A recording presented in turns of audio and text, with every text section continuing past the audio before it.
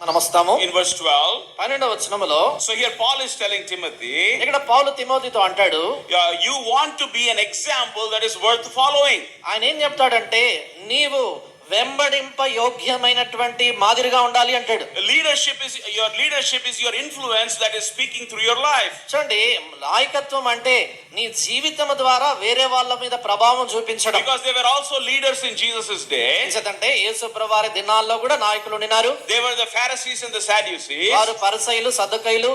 In Matthew chapter 23, Matthew writes. మత్తయి సువార్త 23వ అధ్యాయంలో మత్తయి రాస్తాడు. See Matthew chapter 23. దయచేసి చూడండి, మత్తయి సువార్త 23వ అధ్యాయం. Matthew chapter 23. మత్తయి సువార్త 23 verse 3. 3వ వచనం. Therefore, all that they tell you, do and observe, but do not do according to their deeds, for they say things and do not do them.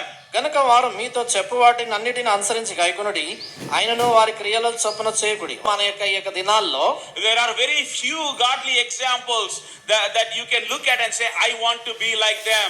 దైవ భక్తి కలిగినటువంటి మాదిరికరమైనటువంటి వ్యక్తులు వీళ్ళని చూసి నేను ఇలా ఉండాలి అనుకునే వారు చాలా తక్కువైపోయారు. Because if I follow their example, that will lead me to further godliness. ఎందుకంటే అలాంటి వాళ్ళ యొక్క మాదిరిగా నేను పాటించాను అనుకోండి, ఇంకా భక్తిహీనంలోకి వెళ్ళిపోతాను నేను.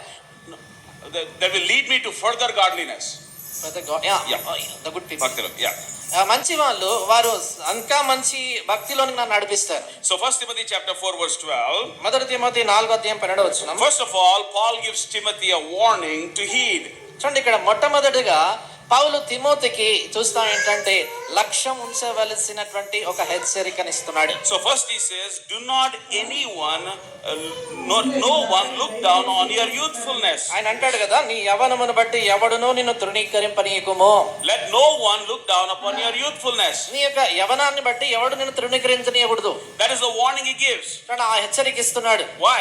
ఎందుకని? Because youth can both be a liability or an opportunity. చూడండి, ఎంచేతంటే యవన ప్రాయం అనేటువంటిది ఒకసారి బలహీనతనంగా ఉండొచ్చు, లేకపోతే అదొక అవకాశంగా ఉండొచ్చు. Because many a times we see, ఎంచేతంటే చాలా సార్లు చూస్తాం కదా, as men of God get older or women of God get older, దైవజనులైనటువంటి వారు, దైవజనురాలు అనేటువంటి వాళ్ళు వృద్ధాప్యంలోకి వస్తూ ఉండగా they become more cranky. వారు కొంచెం చిరాకు లేపుతుంటారు మనకి.